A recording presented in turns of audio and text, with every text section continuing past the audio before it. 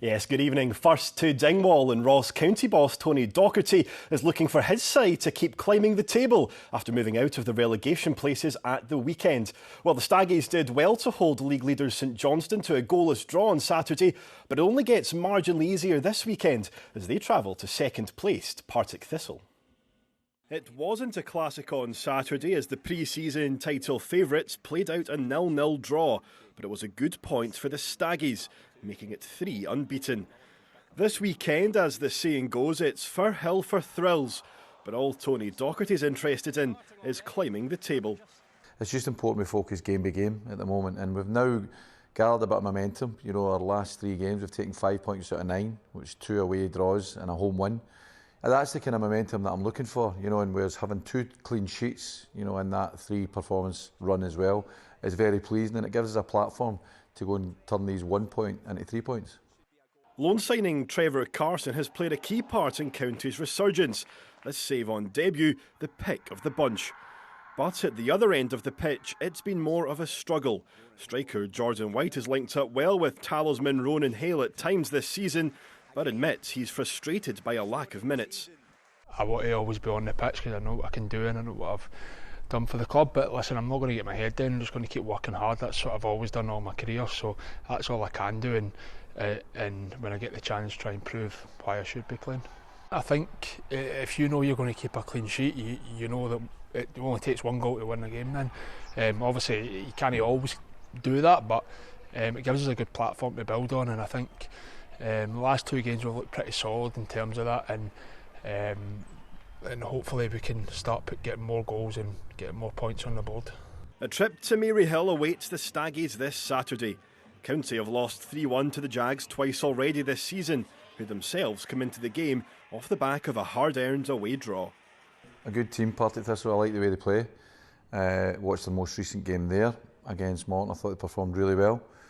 Managed to get a point, but probably deserved. I think Mark and Alec would say they probably deserved to take the 3 points. So we know it's going to be a tough task. Like every game in this division, there's not an easy game, but there's certain strengths that Partick Thistle have got, but there's also certain weaknesses that they've got that we've been working on in terms of us executing our game plan this week. So it'll be difficult. The fact that we're away from home, you know, we'll need to be at our best in terms of out of possession, and we'll need to do a little bit better than we did against St Johnstone in possession. Yeah, big game this weekend. Now, as the dust settles on what was a successful international break, Kieran Bowie says he's more determined than ever to get back into the Scotland squad for next month's crucial double-header. Well, the Hibs striker has scored 4 goals so far this season, and after making his international debut on Sunday, he says Scotland are still in a good position to qualify for next year's World Cup. I mean, obviously when you're young, all you want to do is play for your country or play for your club. But no, I mean, just trying to get as many minutes as I can and try to do what I can at club level to try and show the gaffer here what I can do. I mean, at the end of the day, the aim is to qualify for the World Cup, and we've got 6 points out of 6 for this camp. So I mean, that's all that matters at the end of the day. I don't have 100% to give anymore. Those are the words of former Olympic and Commonwealth Games medalist Jack Carlin after announcing his retirement from cycling. Well, in a glittering career, the 28-year-old represented Team GB and, of course, Team Scotland, and says it was a difficult decision to hang up his bike before next year's Commonwealth Games. Ronnie Charters has the story. He wore the saltire with pride, but now professional cycling is in Jack Carlin's rear-view mirrors. After nearly a decade at the top of the sport, the 28-year-old has called time on his career, but is confident he's made the right decision.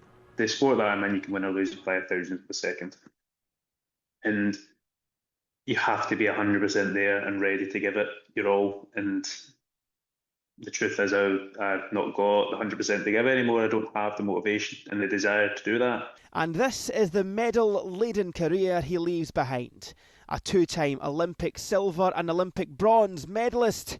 He also won 2 Commonwealth silvers and a bronze, as well as countless world and European medals.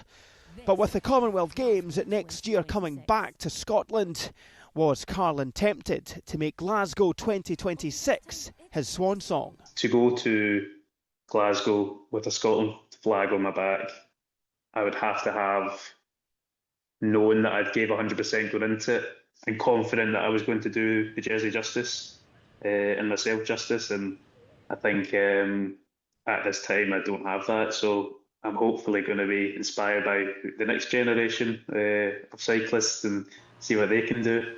Ronnie Charters, STV Sport. And just before I go, there had been fears for the future of the Commonwealth Games, but good news, the host city for 2030 has been announced.